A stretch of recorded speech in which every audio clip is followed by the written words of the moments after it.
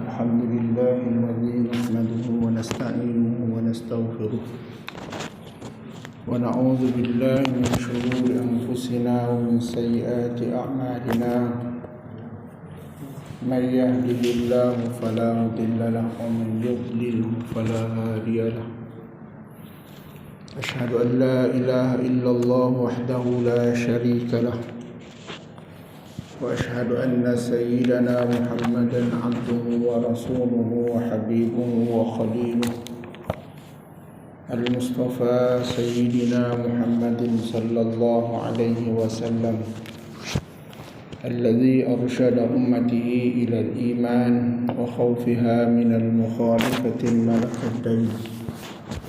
الصلاة والسلام على أشرف الأنبياء والمرسلين وعلى آله وصحبه الطيبين الطاهرين ومن دعا بدعوته واستنى بسنته ومن تبعهم بإحسان إلى يوم الدين. قال الله تعالى في القرآن العزيز: رب اشرح لي صدري ويسر لي أمري واحلل عقدة من لساني يفقهوا قولي وثبت لساننا واحفظ قلبنا بحق سيدنا محمد صلى الله عليه وسلم. ربنا افتح بيننا وبين قومنا بالحق وأنت خير الفاتحين. اللهم اجعلنا فتوح العارفين وفهم النبيين وحفظ المرسلين وإلهام الملائكة المقربين. رب يسر ولا تعسر، رب يسر ولا تعسر، رب يسر ولا تعسر، رب تمن بالخير.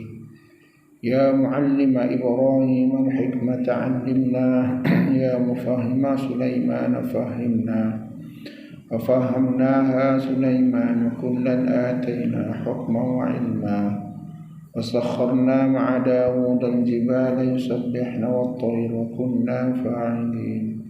يا رب سليمان ويا رب إبراهيم ويا رب موسى وعيسى ويا رب محمد صلى الله عليه وسلم أخرجنا من ظلمات الجهل والنسيان، أخرجنا من ظلمات الجهل والنسيان، أخرجنا من ظلمات الجهل والنسيان. اللهم زدنا علما وارزقنا فهما، اللهم نورنا بنور علمك وأبعدنا النسيان.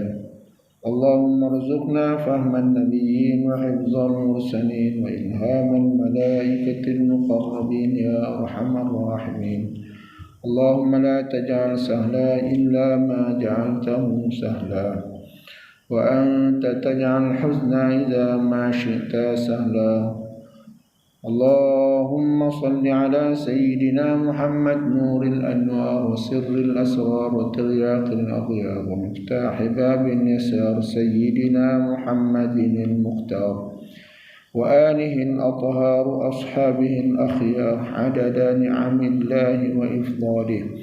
اللهم صل وسلم على سيدنا محمد الفاتح لما أغلق والخاتم لما سبق والناصر الحق بالحق والهادي إلى صراط مستقيم وعلى آله وصحبه حق قدره ومقداره العظيم. اللهم لا تجعل سهلا إلا ما جعلته سهلا، وأنت تجعل الحزن إذا ما شئت سهلا. والذي أرسل رسوله بالهدى ودين الحق ليظهره على الدين كله ولو كره المشركون. أما بعد. Alhamdulillah, syukur kita pada Allah Subhanahu wa taala kerana kita masih lagi diberikan Allah Subhanahu wa taala kesempatan, kita diberikan ruang untuk kita terus melakukan amal-amal kebajikan, untuk kita melakukan amal-amal soleh di sisi Allah Subhanahu wa taala. Dan kita mohon dengan Allah Subhanahu wa taala, mudah-mudahan Allah Subhanahu wa taala sentiasa menenangkan jiwa dan hati kita dalam kita beribadah kepada Allah Subhanahu wa taala. Mohon mudah-mudahan Allah Subhanahu wa taala sentiasa mengampunkan seluruh dosa-dosa kita, terima ibadah dan amalan kita, dan jadikan kita di kalangan hamba-hambanya yang bertakwa di sisi Allah Subhanahu wa taala, insya-Allah. Amin ya rabbal alamin. Muslimin muslimat yang rahimakumullah, jadi pada malam ni kita sambung lagi tentang abwabuz zikir, iaitu tentang bab berkaitan dengan zikrullah. Mana kita masih lagi membicarakan tentang dalil-dalil daripada Al-Quran dan sunnah Nabi sallallahu alaihi wasallam yang menganjurkan kepada kita memperbanyakkan kepada orang-orang yang beriman kepada Allah Subhanahu wa taala berzikir, ataupun dalam arti kata lain, mana kita mengingati Allah Subhanahu wa taala, ya.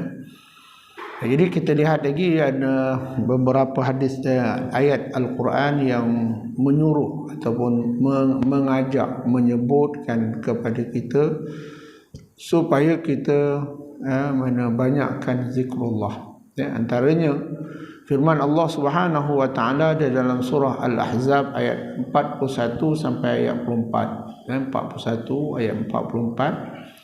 Allah Subhanahu wa taala telah berfirman, ya ayyuhallazina amanu zkurullaha zikran katsira. Ya, Allah Subhanahu wa taala melafazkan dengan lafaz yang lemah lembut, ya ayyuhallazina amanu. Lepas tu bila kita baca ayat Quran ni, ya, mana ayat-ayat yang berkaitan yang Allah Subhanahu wa taala lafazkan kepada Nabi, yang Allah berikan kepada orang-orang mukmin, bacaan tu dia tak boleh nak menekan, jangan dia tekan. Ya, kalau orang dalam bab lagu, ya, macam ya ayyuhallazi, mungkin dia bawa ayat bayati, ataupun dia bawa lagu lagu nahawan, dia lembut. Kerana Allah Subhanahu wa taala dia menyebutkan dengan lemah lembut. Allah beri ingatkan kepada orang-orang, wahai orang-orang yang beriman, yang beriman kepada siapa? Kepada Allah Ta'ala. Uzkurullah, Allah kata, ingatlah kamu kepada Allah. Jadi mana Allah Subhanahu wa taala melafazkan ayat ini kemudian diucapkan oleh Nabi sallallahu alaihi wasallam. Ya, nampak macam Nabi yang berkata, tapi sebenarnya Allah yang berkata. Ya, Allah kata, ya ayyuhallazina amanu, wahai orang-orang yang beriman. Ya, hendaklah kamu banyak mengingati. Uzkurullah, uzkuru fi'il amr, ingatlah kamu, perintah daripada Allah supaya kita semua, kamu orang beriman ni, ya, uzkurullah, ingat kamu, banyakkan ingat kepada Allah, ya, zikran katsira, dengan zikir yang sebanyak-banyak. Ya, berapa banyak kita boleh buat, silakan. 100, 200, 300, 1000, 2000. Kita tengok para-para awliya, para-para awliya Allah, mereka ni kadang-kadang zikrullah satu hari tak lebih daripada mana tak kurang, tak lebih, tak kurang daripada 1000, 2000. Ya, mana ni nak sampaikan kepada darajat maqam mahmudah, makam yang tinggi ataupun terpuji di sisi Allah Ta'ala. Jadi Allah kata, uzkurullah zikran katsira, ingatlah kamu kepada Allah dengan ingatan yang sebanyak-banyaknya. Ya, sama ada dalam hati, allazina yazkurunallaha qiyaman wa qu'udan wa 'ala junubihim. Ya, sama ada kamu ingat Allah itu dalam keadaan kamu berdiri, dalam keadaan kamu duduk, ataupun dalam keadaan kamu berbaring. Ya, mana ingat selalu Allah. Ya, kerana Allah dah beritahu, mana ala bi zikrillahi tatmainnul qulub. Tidakkah dengan ingat Allah itu akan memberikan ketenangan kepada jiwa-jiwa orang-orang yang beriman. Ya. Kemudian wasabbihuhu bukratan wa asilah. Mana yang kedua, Allah Subhanahu wa taala kata, hendaklah kamu banyakkan bertasbih kepadanya, kepada Allah. Wasabbih. Mana sama ada subhanallah wa bihamdi subhanallahil azim, ataupun subhanallah subhanallah subhanallah, itu maksud tasbih. Ya. Banyakkan kamu bertasbih kepada Allah. Bila? Allah bagi kat sini, Allah bagi tahu bukratan wa asila, pada waktu pagi dan juga waktu petang. Wa asila tu mana? Dan waktu petang. Jadi menurut pada pendapat para penafsir bahawa mana bukratan wa asila itu mana kita ingat Allah Subhanahu wa taala, tasbih kepada Allah. Mana ada pendapat mengatakan selepas daripada waktu subuh sehingga sampai kepada terbit matahari. Kalau boleh mana lepas subuh tu mana kita banyakkan bertasbih. Dan antara waktu yang wa asila itu pada waktu petang tu, petang ialah kata para ulama selepas daripada solat asar sampai nak bawa ke maghrib. Jadi insya-Allah nanti kita 1 Muharram nanti kita akan adakan majlis doa penutup akhir tahun dan pembuka awal tahun. Jadi kita akan buat mungkin pukul 6 kita baca Yasin, kemudian lepas maghrib ataupun sebelum sembahyang maghrib kita doa akhir tahun. Doa awal tahun. Jadi doa akhir tahun pada 29 Zulhijjah atau 30 Zulhijjah. 30 Zulhijjah. Adapun doa awal tahun ialah 1 Muharram. Bermula 1 Muharram. 1 Muharram tu mungkin saya ingat jatuh pada Ahad malam Isnin. Ahad malam Isnin. Jadi Ahad tu petang insya-Allah kita akan hari Ahad kan? Selasa. Selasa mana Ahad, mana Senin malam Selasa. Mana hari Senin tu kita ada sinilah. Insya-Allah. Baik. Kemudian Allah Subhanahu wa taala menyatakan lagi huwallazi yusalli alaikum. Dialah Allah Subhanahu wa taala akan berselawat ke atas kamu. Siapa yang banyak akan bertasbih, siapa yang banyak ingat Allah Subhanahu wa taala, Allah dan juga para malaikat akan berselawat kepadanya. Mana Allah dan malaikat? Allah sebut.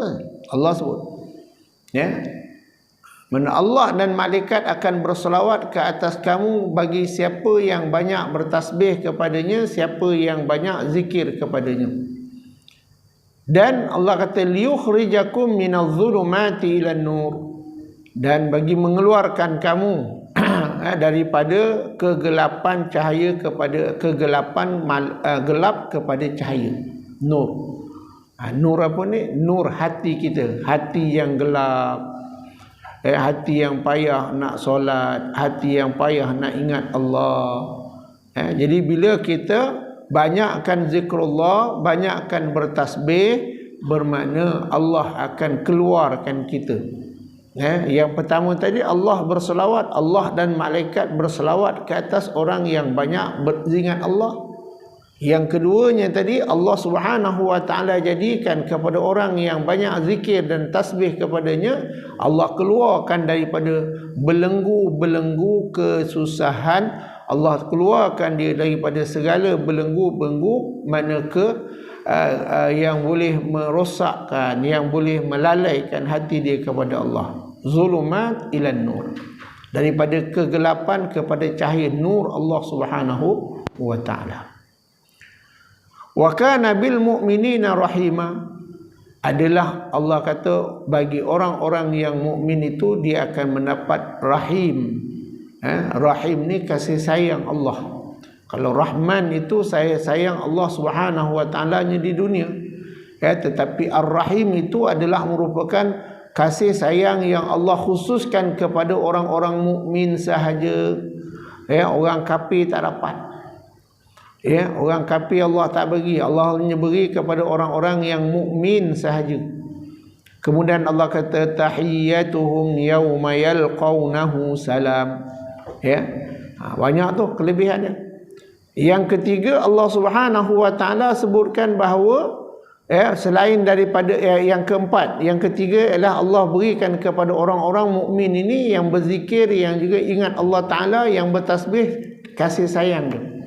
Dan yang keempat, mana Allah berikan kepada dia, iaitu tahiyah. Tahiyah ni mana kesejahteraan. Ketika mana? Yauma yalqaunahu. Mana ketika mana hari di mana manusia berjumpa dengan Allah Subhanahu wa taala. Iaitu dengan kalimah assalam. Assalam ni adalah nama Allah Taala. Mana dengan kesejahteraan Allah, dengan kegembiraan Allah, kecintaan Allah Subhanahu wa taala. 4 orang yang sentiasa zikir dengan Allah. Dan yang kelima, orang yang banyak zikir ini, orang yang banyak bertasbih, Allah kata wa a'adda lahum ajran karima. Dan Allah telah janjikan, ni janji Allah.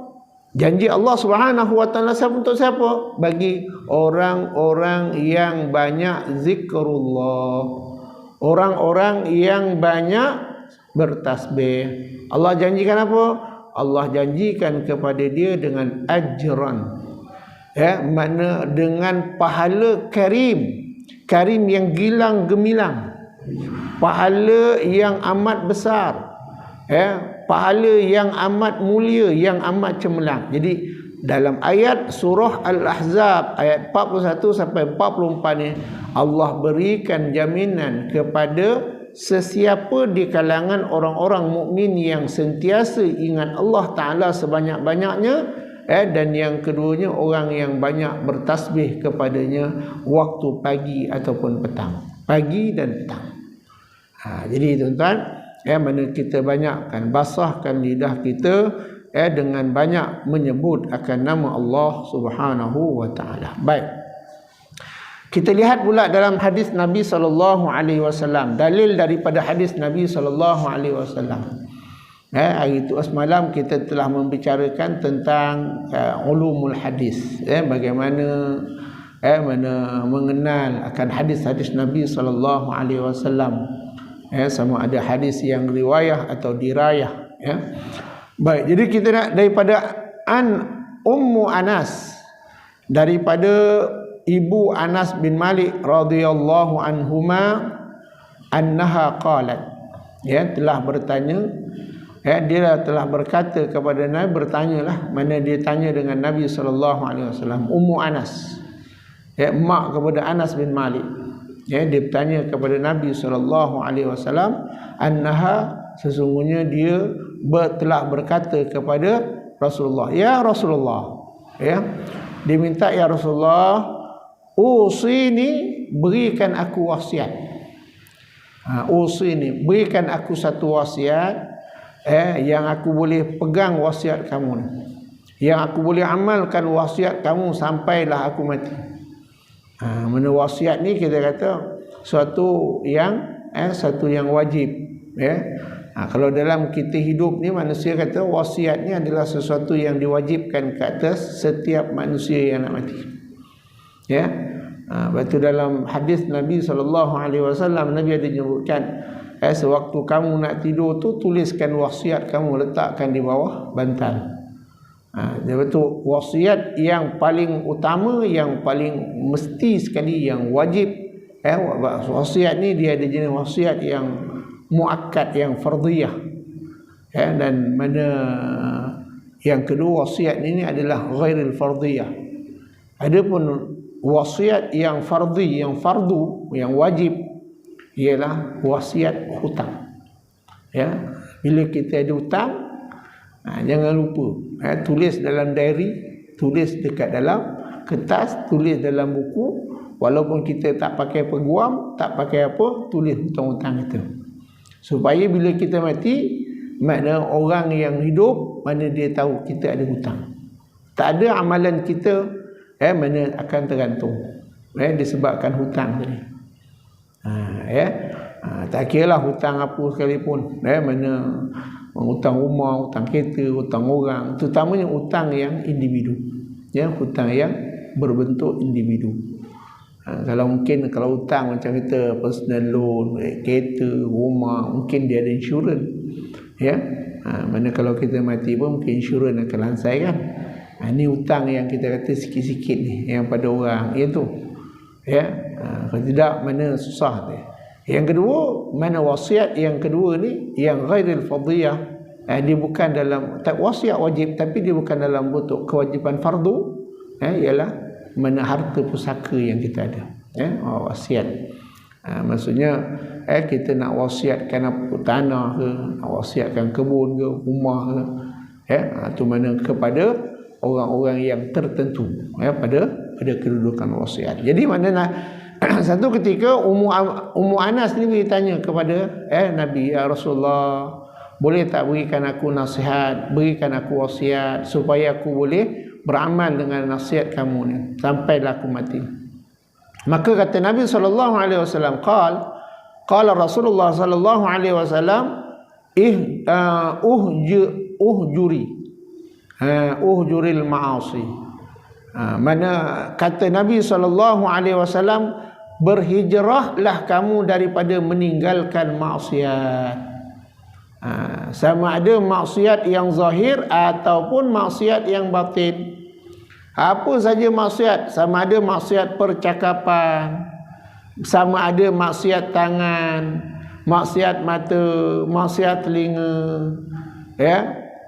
mana Allah Nabi SAW menyatakan bahawa mana Allah Subhanahu wa taala tidak akan menerima akan zikir kamu itu, amalan kamu, melainkan orang yang banyak meninggalkan maasi, yang banyak meninggalkan mana orang yang meninggalkan maksiat, ilmu, terutamanya dalam bab ilmu lah. Kata Imam Asy-Syafi'i rahimahullah taala, ilmu tidak akan mana dia tidak akan kita perolehi. Ilmu kita takkan dapat melainkan orang yang banyak, orang yang meninggalkan maksiat.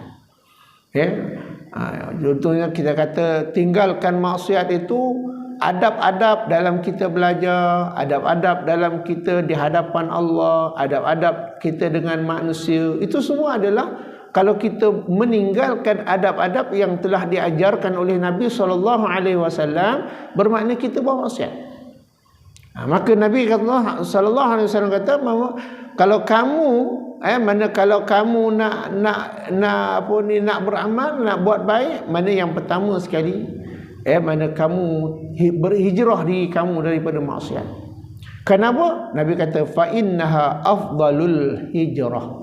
Kerana sesungguhnya meninggalkan maksiat itu adalah afdal hijrah. Sebaik-baik hijrah. Kerana hijrah yang ada pada zaman Nabi dah tak ada dah. Hijrah yang ada pada masa Nabi SAW, Nabi kata la hijrati ba'da. Tidak ada hijrah lagi selepas daripada hijrah aku ni. Tapi Nabi SAW banyak menyebutkan kaedah-kaedah hijrah. Antaranya hijrah kita meninggalkan maksiat. Hijrah kita di dalam kita mendekatkan diri dengan Allah. Itu mana adalah merupakan seafdal hijrah bagi orang yang macam kita ni, yang banyak melakukan maksiat. Jadi Nabi kata kalau kamu nak hijrah kamu, mana hijrah kamu meninggalkan maksiat. Yang kedua, kata Nabi SAW, dia nasihatkan kepada Ummu Anas ni, wa hafizi 'alal faraidi. Jagalah kamu akan yang fardu, yang telah difardukan Allah Ta'ala. Apa? Solat, puasa, zakat, haji. Kalau berkemampuan, jaga. Jaga sungguh-sungguh ni. Empat perkara ni kalau kita buat, ada kita rezeki, ada duit kita berzakat, ataupun kita bersedekah, ataupun kita berinfak. Ada ni, mana kemudian kita ada kekuatan boleh puasa, kita puasa, maka insya-Allah yang fardu ni kita buat dengan baik, fardu kita buat dengan sungguh-sungguh, insya-Allah mana amalan-amalan lain dia akan ikut. Yang penting, tapi tuan-tuan, kita jangan kata bahawa bila kita buat ini dia kata tak apa, aku dah buat yang fardu, yang lain tak apa, tak payah. Sebab kita belum tentu lagi. Sebab itu penting padanya kita bertawakal kepada Allah Subhanahu wa taala. Kerana Imam Al-Ghazali mengatakan bahawa apabila kita selesai bermunajat kepada Allah. Bagaimana munajat? Apabila kita selesai solat, jangan kita terus tinggalkan majlis, jangan terus tinggalkan kepada tempat solat itu, melainkan makna hendaklah kita ada 3 perkara. Iaitu yang pertama, Nabi SAW kata Imam Al-Ghazali, hendaklah kamu ada sifat khuf, perasaan takut kita dengan Allah, takut amal kita tak diterima Allah Ta'ala. Kemudian yang kedua, mana mesti ada sifat rojak, mana hendaklah ada sifat mana kembali kepada Allah Subhanahu Wa Ta'ala. Mana kita, perasaan kita nak mana mudah-mudahan Allah Subhanahu Wa Ta'ala kita kembali dalam keadaan fitrah kita. Dan yang ketiganya, mana hendaklah kita buat dalam keadaan kita mana menyesal, mana apa yang kita lakukan tu bahawa Allah Subhanahu Wa Ta'ala mana kita mengharapkan supaya harapan kita Allah terima akan segala amalan kita. Kemudian kata Nabi SAW, fa innaha afdalul jihad. Kerana orang yang melakukan amalan-amalan fardiyah ni, orang yang buat amalan fardiyah ni apa? Ni 4 ni tadi lah. Sembahyang, puasa, zakat, haji, 4 perkara ni. Fardu ni amalan tu je, 4 ni. Sebab itu tiang, itu dia punya asas. Kenapa? Kerana keempat-empat perkara ni adalah merupakan seafdal jihad. Merupakan paling afdal jihad. Mana Nabi dah sebutkan mana orang yang melaksanakan segala perintah Allah Subhanahu Wa Ta'ala yang wajib ni, mana adalah lebih utama daripada orang yang berjihad fi sabilillah. Sedangkan dia pergi berjihad itu, dia tak pergi berjihad balik dia tak cedera ataupun dia tidak mengalami kematian syahid. Jadi kalau yang mati syahid tu memang itu dia ada ketentuan Allah sendirilah, dia ada keistimewaan sendiri. Baik, kemudian yang ketiga Nabi kata, wa aktsiri min zikrillah, dan aku wasiatkan kepada kamu, banyaklah kamu akan mengingati Allah Subhanahu Wa Ta'ala. Itu Nabi sebutkan, banyakkan kamu mengingati. Jadi 3 perkara yang diingatkan ataupun diwasiatkan oleh Nabi SAW kepada Ummi Anas. Maka kata Nabi SAW, fa innaki la ta'tina Allah bi syai'. Maka sesungguhnya engkau itu tidak akan datang kepadamu kepada Allah akan sesuatu mana kecintaan melainkan orang yang banyak zikir. Mana Nabi kata, wahai Ummu Anas, kamu ingat mana kecintaan itu tidak akan datang kepada Allah Subhanahu Wa Ta'ala. Sifat cinta kita kepada Allah Subhanahu Wa Ta'ala itu dia tidak akan datang, Nabi kata, melainkan orang yang banyak ingat akan Allah Ta'ala. Orang yang banyak mengingati Allah Subhanahu Wa Ta'ala, bermakna orang itu adalah orang yang dekat dengan Allah Subhanahu Wa Ta'ala. Bila Allah dekat dengan dia, bermakna timbullah perasaan sayang. Allah campakkan dalam hati kita perasaan mana kasih dan sayang kepada orang yang banyak mengingati Allah Subhanahu Wa Ta'ala. Baik. Kemudian dalam hadis yang lain Nabi SAW wa kharaja al-Bazzar wa Tabrani bi isnadihima.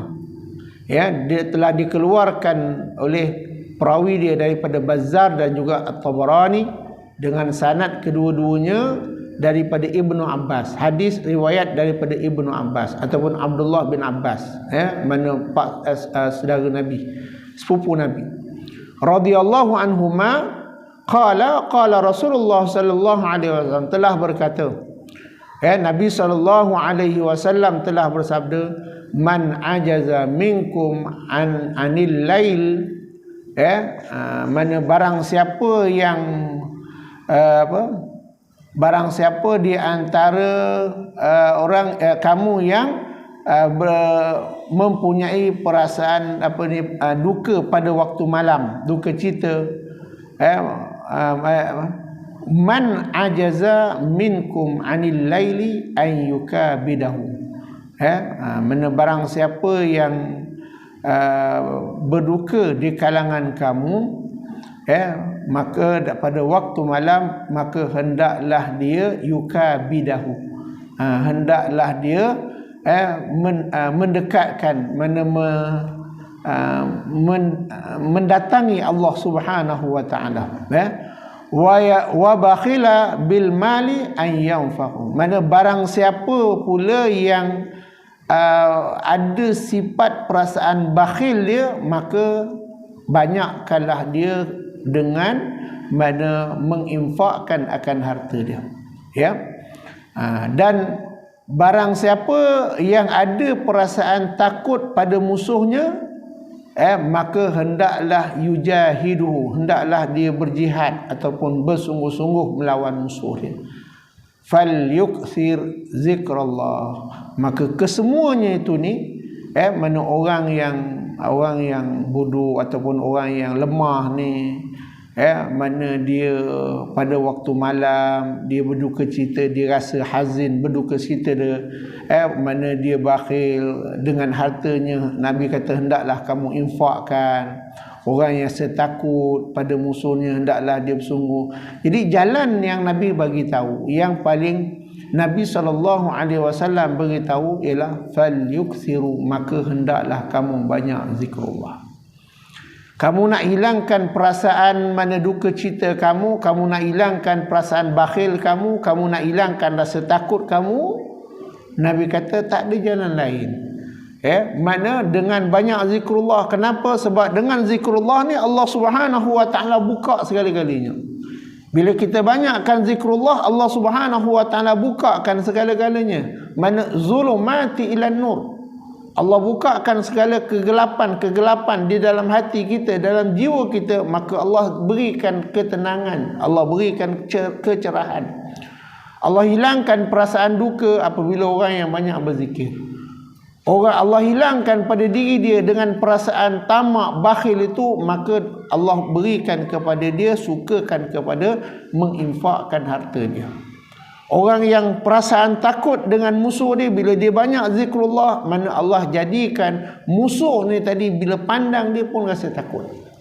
Ini tuan, ini kita kata kesan. Nabi sebut mana kesan daripada orang yang zikrullah. Orang yang melazimkan kepadanya zikrullah, orang yang memperbanyakkan kepadanya mengingati Allah Subhanahu wa taala. Jadi banyak tuan-tuan hadis-hadis Nabi SAW yang Nabi sendiri sebutkan akan kelebihan mana zikrullah. Jadi saya ambil mana yang kita targhib, yang mendatangkan seronok kita untuk kita nak melakukan zikir ini kepada Allah Subhanahu wa taala. Baik, kemudian hadis riwayat daripada disebutkan daripada akhraj at-Tirmizi. Hadis dikeluarkan oleh Imam at-Tirmizi dengan sanadnya. Sanad dia daripada Abi Sa'id Al-Khudri radhiyallahu anhu. Orang yang meriwayatkan hadis ini.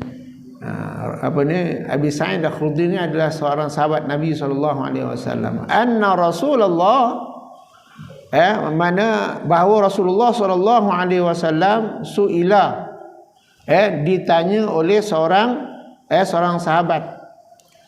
Satu ketika seorang sahabat bertanya kepada Nabi SAW, ayyul ibad afdalu darajat indallah yaumal qiyamah. Sahabat ni tanya, ya Rasulullah, aku nak tanya sikit, apakah ibadah yang paling afdal darajatnya ataupun kedudukan yang paling tinggi di sisi Allah mana pada hari kiamat besok. Maka qala Nabi sallallahu alaihi wasallam bersabda, az-zakirunallaha katsira, iaitu orang yang banyak zikir kepada Allah. Sebab itu tuan-tuan, kita lihat dalam satu hadis Nabi, hadis peristiwa akhir zaman, ketika mana Dajjal nanti keluar, ya, ketika mana Dajjal tu keluar, maka pada ketika itu Dajjal mana sebelum dia keluar akan berlaku kemarau selama 3 tahun, ya, kemarau selama 3 tahun. Ada setengah pendapat 5 tahun, ya, iaitu tahun yang pertama sebelum Dajjal keluar, di mana hujan hanya turun setengah. Maksudnya setengah, mana bila kita hujan, kalau tak ada air biasanya penuh, dia tinggal setengah. Ni sekarang ni banyak lagi, boleh jadi banjir lagi, tak keluar lagi, dia belum keluar lagi, ya. Tahun yang kedua akan berlaku di mana hujan Allah sekat, Allah tahan, mana dia tinggal hanya 1/3 je. Daripada setengah turun lagi, setengah suku. Dan tahun yang ketiga, keempat, yang kelima, ya, sebelum dia keluar tidak akan turun hujan walaupun setitik. Setitik pun hujan tak keluar. Tuan, ya, sehingga kan pada ketika itu segala tumbuh-tumbuhan ni mati semua, binatang-binatang semua mati, tak ada yang hidup. Sehingga kan ada riwayat mengatakan bahawa kalau tak hujan dah lama, tanah merekah kan, rekahan tanah itu, dia punya rekah dia sampaikan setengah meter setiap daripada inci bumi ni. Kenapa? Kering, ya? Maka pada ketika itu Nabi SAW menyatakan, waktu saat itu harga air itu lebih mahal daripada harga emas. Waktu tu duit dah tak ada guna lah, ya. Waktu saat Dajjal nak turun tu, duit dah tak ada guna, masing-masing semua berebut. Ya, kalau kita tengok cerita-cerita Mak Saleh, dia buat filem, ada yang orang berebut air, orang tu berebut tempat, macam tu nanti kasar. Walaupun ada kenderaan, walaupun boleh pakai minyak punya, takkan orang nak minum minyak, ya, takkan nak minum petrol kot, ya. Jadi saat itu di mana apabila tidak ada turun hujan, mana harga air, sehingga kan berlaku pada ketika itu mana orang nak merampas, berlaku banyak pembunuhan. Kenapa? Masing-masing nak rebut air. Dan Nabi juga kata bahawa pada saat itu harga roti lebih mahal daripada harga emas, ya, seolah-olah emas, orang kata maksud, Nabi kata maksud emas itu, dia kata orang dah pada ketika itu orang kaya-kaya, ya. Allah keluarkan segala khazanah-khazanah daripada bumi, ya. Dan orang kaya paling banyak mana pada ketika itu. Maka Nabi SAW kata, waktu itu barang makan semuanya mahal, melambung. Roti lebih mahal daripada emas. Bayangkan kalau roti lebih mahal emas, satu buku roti kalau kita kata sekarang baru 2-3 ringgit, mana mungkin pada ketika itu 2-3 ribu ringgit, ya. Kenapa? Berebut orang nak makan, ya. Maka saat itulah keluarnya, munculnya Dajjal. Maka Nabi, sahabat bertanya, Rasulullah, ya, masa pada itu dah tak ada makan, dah tak ada makan lagi dah, ya. Jadi apakah makanan mereka pada ketika itu ya Rasulullah? Maka Nabi kata, zikrullah, ya. Maka sahabat tanya, ya Rasulullah, kenyang ke makan zikrullah tu? Ya, nak makan zikir la ilaha illallah, la ilaha illallah, tak payah pergi, tak payah masak, tak payah apa, tak payah, kenyang. Nabi kata, aku nak tanya, kenyang ke tak kenyang? Ya. Dia kata tak kenyang ya Rasulullah. Jadi kalau macam tu, kenapa zikrullah itu penting? Sebab pada ketika itu dia akan menenangkan hati. Hari ini kita tengok berlaku orang yang tak ada kerja, orang yang dibuang kerja, kita tengok banyak pencari mata pencari habis, nak bayar tu sampaikan ada yang berhutang. Kenapa? Ini berlaku kita hari ini, kita tengok orang yang mana orang yang susah. Ya. Dan bila hati dia tak tenang, akhirnya ada yang terjun bangunan, ada yang gantung diri, ada yang gila, ada yang stres, macam-macam. Kenapa? Ya. Sebab dah tak dapat apa yang ada sebelum ni dapat. Nanti saat di mana Dajjal nanti dia turun, dia keluar, mana 3 tahun tu adalah kemarau yang amat dahsyat. Maka Nabi SAW kata, mana makanan kamu orang-orang beriman adalah zikir. Jadi kalau kita tak perbanyakkan zikir, bagaimana kita besok, mana andai kata na'udzubillah, kalau boleh jangan kita hidup saat-saat di mana Dajjal keluar nanti. Kita doa dengan Allah Ta'ala.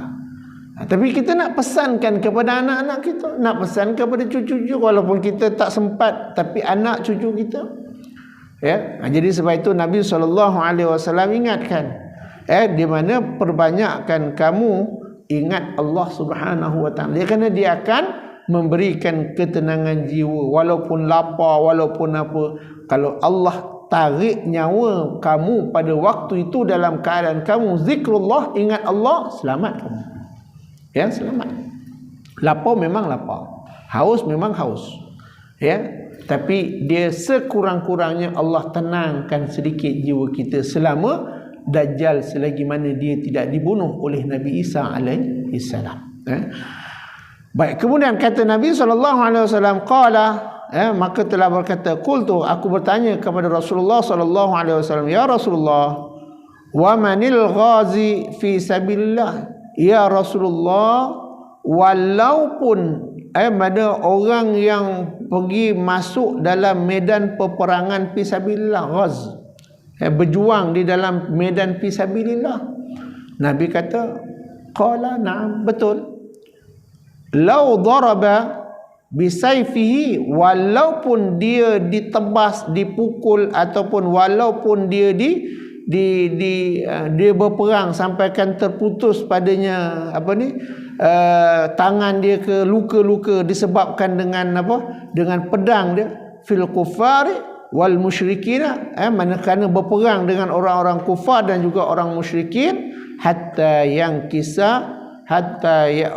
yang kasira wa yahtadiba dima, sehinggalah mana terputus akan anggota-anggota dia, ataupun ataupun sampai terpancar akan dia punya darah dia, lakana azzikrullah afdalu minhu darajat. Di mana orang yang berzikir itu adalah lebih afdal daripada darajatnya. Ini Nabi sebut zikir itu, mana kalau dia pergi, dia kita dua sebab kan. Mana Nabi beritahu kalau sekiranya tidak ada berlaku fi sabilillah, mana zikir itu lebih afdal. Tapi kalau sekiranya ada masa ataupun waktu fisabilillah berlaku, maka kedua-duanya adalah lebih baik.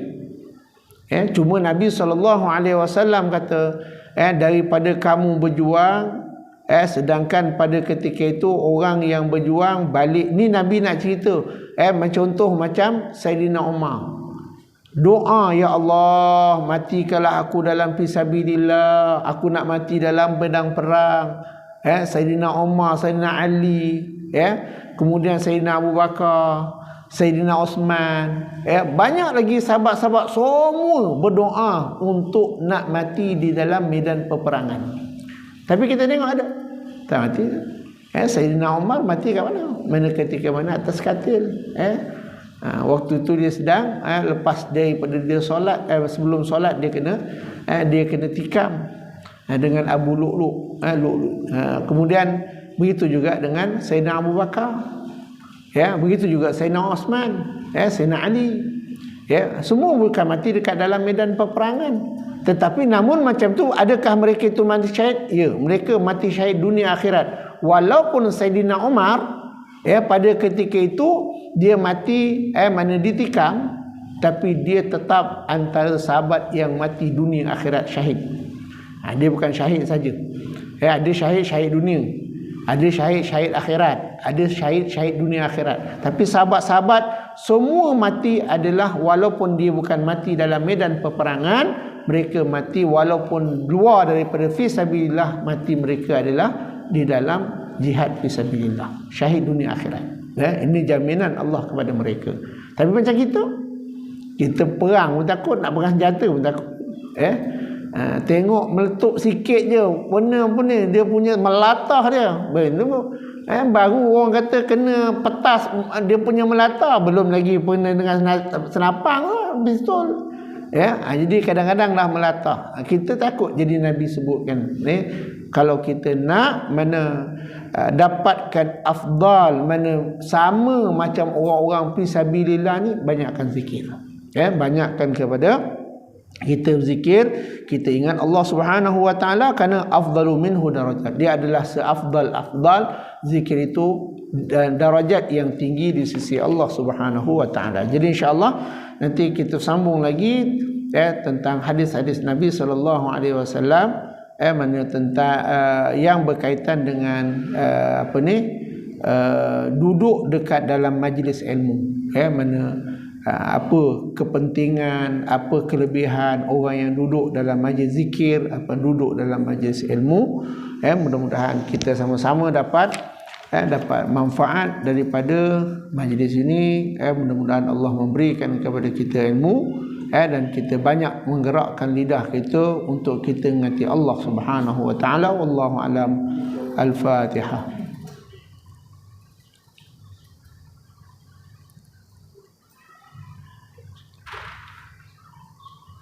A'udzu billahi samil alim minasyaitonir rajim. Bismillahirrahmanirrahim. Alhamdulillahirabbil alamin wassalatu wassalamu ala asyrafil mursalin sayyidina Muhammad wa ala alihi washabihi ajma'in.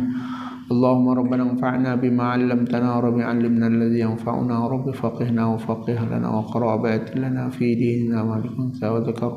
Allahumma inna nas'aluka ridhaka wal jannah wa na'udzu bika min sakhatika wan nar. Allahumma innaka 'afuwun karim tuhibbul 'afwa fa'fu 'anna wa walidina wa jami'il muslimina wal muslimat wal mu'minina wal mu'minat bi rahmatika ya arhamar rahimin. Subhanakallahumma bihamdik nashhadu an la ilaha illa anta astaghfiruka wa natubu ilaik. Sallallahu alaihi wa sallam. Alhamdulillahirabbil alamin. Wa'alaikum minkum wassalamu alaikum warahmatullahi wabarakatuh.